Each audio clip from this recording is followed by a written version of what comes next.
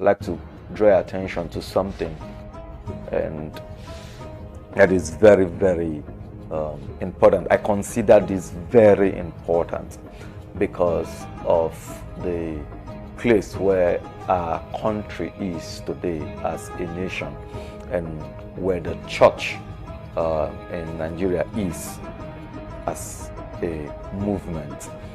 You see, I'd like to talk to you on the subject Egypt, the house of bread.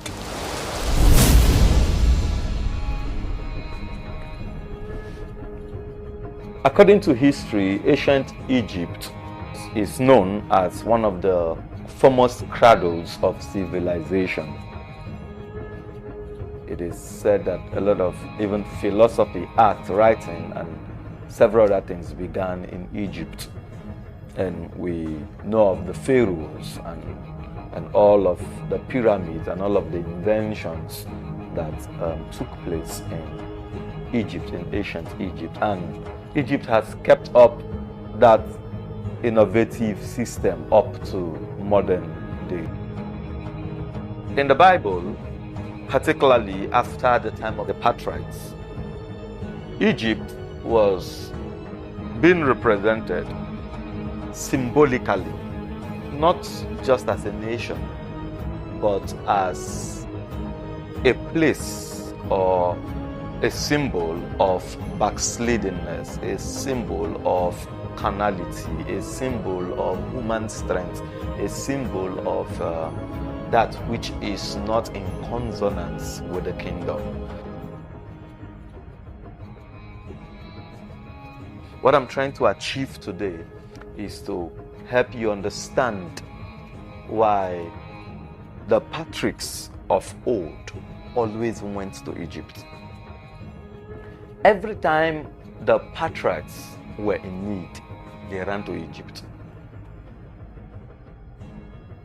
The first mention of Egypt as a nation under focus was mentioned in the time of Abraham, the father of faith.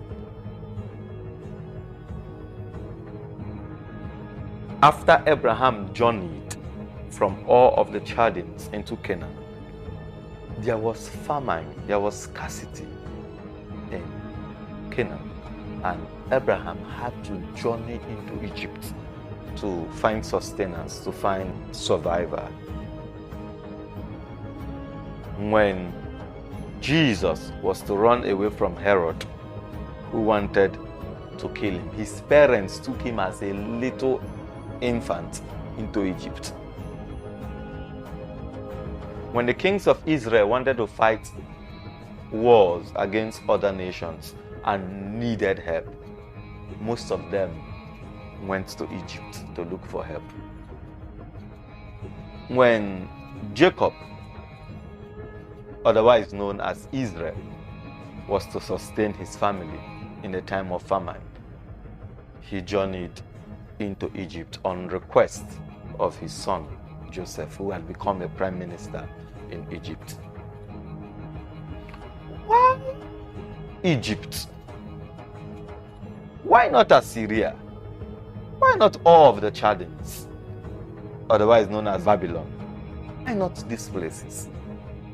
Why Egypt?